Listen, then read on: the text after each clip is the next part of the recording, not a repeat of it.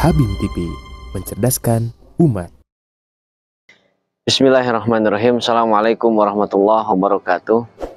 Alhamdulillahirabbil alamin. Alhamdulillahilladzi arsala rasulahu bil huda wa dinil haq liyuzhirahu 'ala dini kullih wa kafa billahi syahida. Asyhadu an la ilaha illallah wa asyhadu anna Muhammadar Rasulullah. Sahabat Habim TV rahimakumullah, di dalam bulan suci Ramadan ini, disadari ataupun tidak, adalah bagian daripada tarbiyah bagi seorang mukmin. Pendidikan, penggemblengan dari Allah dengan ritual-ritual ibadah yang begitu banyak, akhirnya harus menuntut adanya sebuah perubahan, terutama adalah perubahan jiwa, perubahan mental, bahkan akhirnya adalah perubahan keimanan yang semakin meningkat kepada Allah, semakin menghujam bahwa apa yang Allah perintahkan kepada kita adalah sebuah kebaikan yang harus kita pegang, apapun itu. Selama dalam Al-Quran dan hadis, ini adalah sebuah kebaikan yang datang dari Allah dan Rasulnya, sebuah kemaslahatan yang harus kita jaga. Sebaliknya, kita semakin meyakini bahwa apa yang Allah larang, apa yang Allah sebutkan salah dalam Al-Quran dan hadis adalah sesuatu yang buruk, sesuatu yang merugikan bagi manusia ini. Maka pada akhirnya di bulan suci Ramadan ini, mudah-mudahan kita semakin menjadi mukmin yang memiliki hujah, menjadi seorang mukmin yang memiliki prinsip hidup. Tentunya adalah prinsip-prinsip yang bersumber dari Al-Quran, sehingga itu menjadi hujah bagi kita dalam menjawab seluruh masalah hidup kita.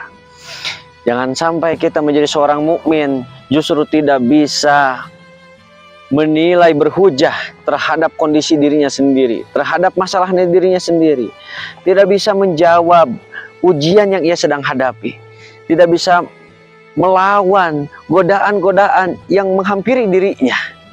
Maka disinilah seorang mukmin akan mengalami kelemahan ketika ia tidak bisa menjawab godaan-godaan, ajakan-ajakan berbuat dosa, ajakan-ajakan yang melalaikan kepada perintah-perintah Allah, baik itu dengan label modernisasi, sekularisme, ataupun liberalisme, hedonisme, tema-tema kebebasan, tema-tema bahwa hari ini adalah modern, yang ujung-ujungnya adalah menolak kepada hujah-hujah Allah, Al-Quran dan hadis.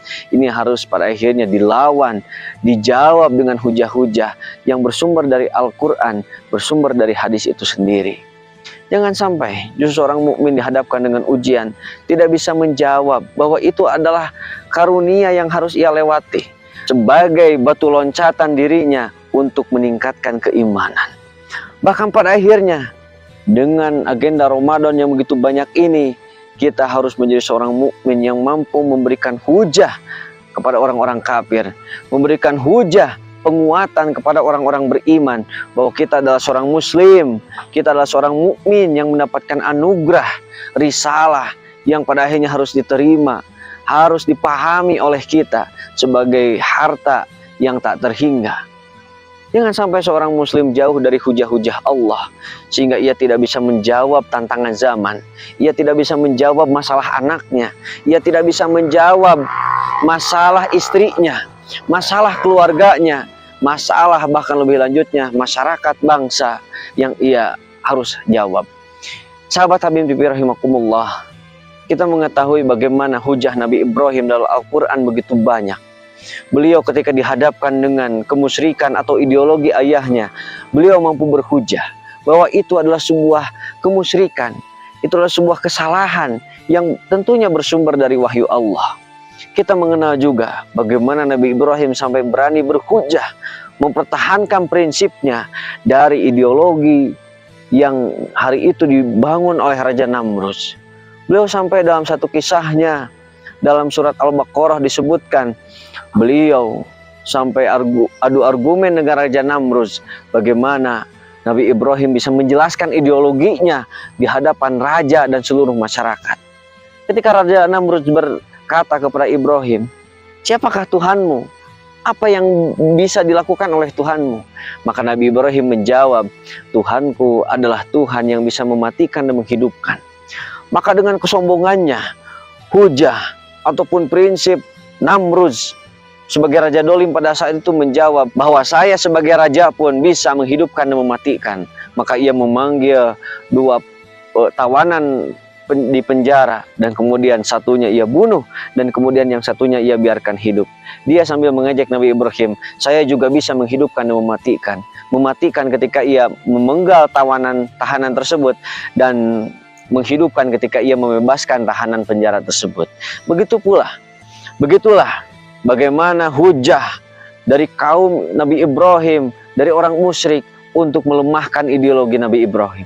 Tapi kemudian Nabi Ibrahim menjawab dengan hujah yang lebih besar, di mana beliau berkata, Tuhanku adalah Tuhan yang bisa menghantarkan, memindahkan matahari dari timur ke barat. Kalau engkau Tuhan, maka pindahkan dari barat ke timur. Disinilah hujah Nabi Ibrahim tak terbantahkan dari Raja Namrud dan juga kaum musyrikin pada saat itu. Inilah contoh hujah Nabi Ibrahim, prinsip-prinsip hidup Nabi Ibrahim, prinsip-prinsip Luqmanul Hakim yang ada dalam Al-Quran untuk bersyukur, untuk bertauhid, menjauhi syirik. Ini harus menjadi bahasa kehidupan, menjadi makanan bagi diri kita, bagi anak-anak kita. Jangan sampai justru anak-anak kita atau diri kita sekalipun tidak pede karena kurang yakin terhadap nilai-nilai Islam. Padahal sebetulnya nilai-nilai Islam ini adalah nilai-nilai ya'lu wa la yu'la alaih. Nilai-nilai Islam itu tinggi dan tidak ada yang bisa meninggikan, melebihi tingginya Islam. Tidak ada yang bisa lebih mulia daripada Islam.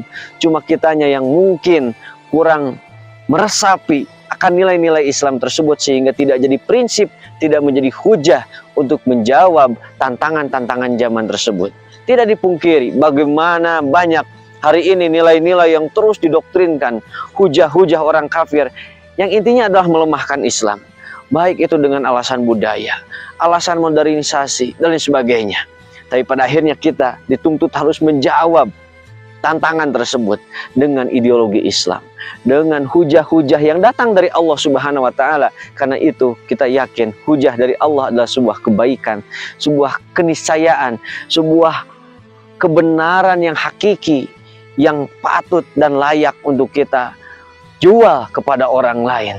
Maka mudah-mudahan bulan Ramadan yang begitu singkat, hanya 30 hari, hanya 1 bulan ini bisa menjadi wasilah bagi kita untuk membangun hujah-hujah Allah, menjadi wasilah bagi kita untuk memunculkan ketauhidan itu menjadi bahasa penjelasan kepada orang lain, bahkan bahasa penjelasan kepada diri kita terutama, kepada orang lain, dan kemudian kita tampilkan kepada hadapan dunia bahwa hujah ketauhidan dulu maupun sekarang adalah pilihan satu-satunya bagi umat manusia. Mudah-mudahan sekali lagi Ramadan ini bisa kita manfaatkan, tadarusnya, sholat tarawehnya, bahkan saumnya itu sendiri menjadi wasilah bagi kita membentuk karakter sesuai dengan hujah-hujah Allah. Demikian, nastagfirullahi walakum. Assalamualaikum warahmatullahi wabarakatuh. Habim TV, mencerdaskan umat.